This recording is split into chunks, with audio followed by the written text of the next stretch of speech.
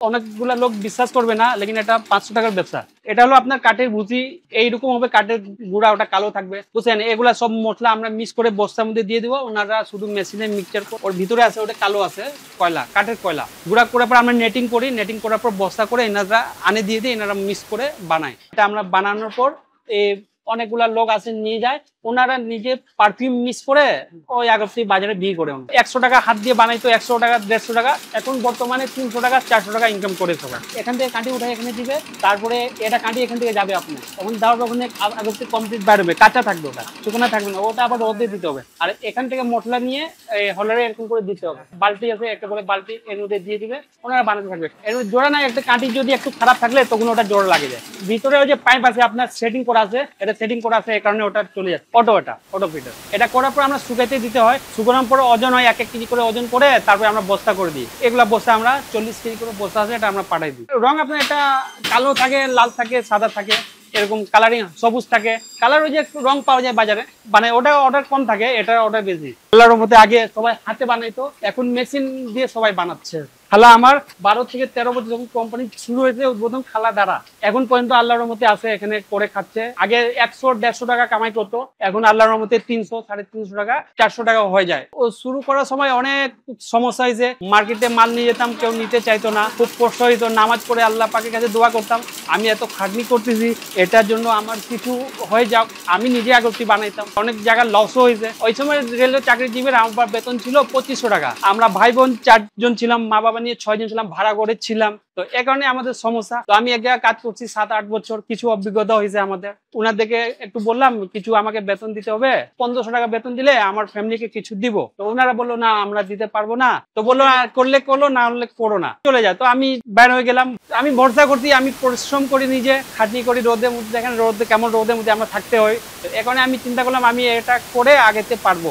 যখন আমাকে না করে দিল, আমি টাকা দিব না, কোনো দিব না, তুমি থাকলে থাকো নালে যাও, তখন আমি মনে চিন্তা ভাবনা করলো আমি বের হয়ে এটা আগরবাতি জগতে আমি ব্যবসা, এটাকে আমি খুব বড় পর্যায়ে নিয়ে যাবো। এটা প্রথমে ওই যে আপনার 2 কেজি করে কাঁটি আনছি, ওই যে কাঁচা মালগুলো আনছি, একটু বানাই, ওটা মহাজনকে দিয়ে কিছু লাভ হইতো, মানে 40 টাকা 45 টাকা লাভ হইতো। ওটা আমরা যেমন করে হোক ওখান থেকে 10 টাকা বের করতাম খাওয়ার জন্য, আর বাকি আবার ওই 500 টাকার মধ্যে অ্যাড করে দিতাম। বাসা বানাইতাম, অ্যাট ফার্স্ট আমি বানাইতাম, আমার আম্মা, আমার আব্বা, আমার বোন মিলে এটা বানাই আমরা দিতাম ওই যে মহাজনদেরকে। 500 টাকা মনে করেন আপনার 20টা বান্ডিল হইতো, 20টা বান্ডিলের লাভ হইতো মনে করেন 40 টাকা। আমার আব্বার যখন এটা জমা সার্ভিস থেকে আমাকে আবার টাকা উঠাই দিয়েছে 10,000 টাকা। তারপরে আমি 10 টাকা করার পর আমি খালারদেরকে ইনভাইট করলাম।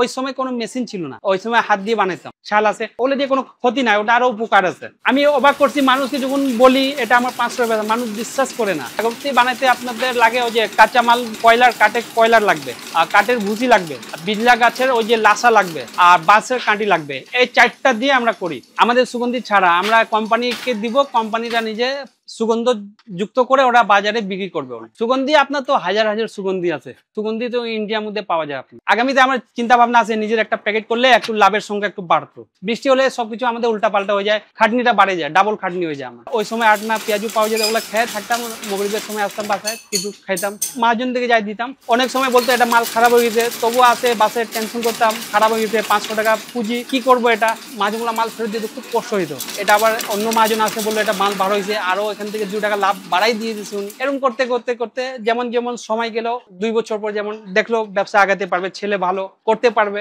আমি কাজ করার শুরুর মধ্যে আমি নিজে লেবার ছিলাম, 2-1 বছর আমি নিজে লেবার করে ওটা বাজারে মাল বিক্রি করে। এটা আপনার প্রথমে আমরা ওই যে কয়লাটা নিয়ে মেশিনে ওই যে গুঁড়া করাই, আমরা ওই যে ক্রাশ করাই, তারপরে ভুসি খরিদ করি, তারপরে বিজলা গাছের পাউডার আছে, তারপরে আমরা ওইখানে মিক্স করে আনে দিয়ে দেয়। ইনারা মেশিনে হলারে দিয়ে ওনারা মিক্সচার করবে, মিক্সচার করার পর তারপরে ওনারা একটা মেশিন আছে ওর মধ্যে দিয়ে ওনারা বানাবে। এটা আমাদেরকে ওই যে গ্রামগঞ্জে পাওয়া যায় না, এটা মহিলাদের কাজ, অন্যদের কাজ না, পুরুষদের কাজ নাই। 30,000 আগরবাতি আমি একাই বানাই, না হাত ব্যথা হয় না, কিন্তু উঠা বসা করি, বাতি নাড়ানাড়ি করে তো ওটা মানে সমস্যা হয়, परेशानी लगे होता है।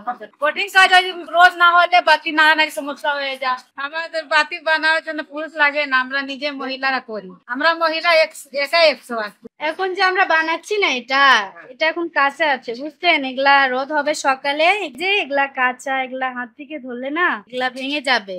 এখন এটা কিছু করব না, বানায় রেখে দিব কার্টুনে, কালকে রোদ হবে, কালকে শুকাইতে হবে। এগুলা ভালো রোদ হইলে 3-4 ঘন্টার ভিতরে শুকে যায়।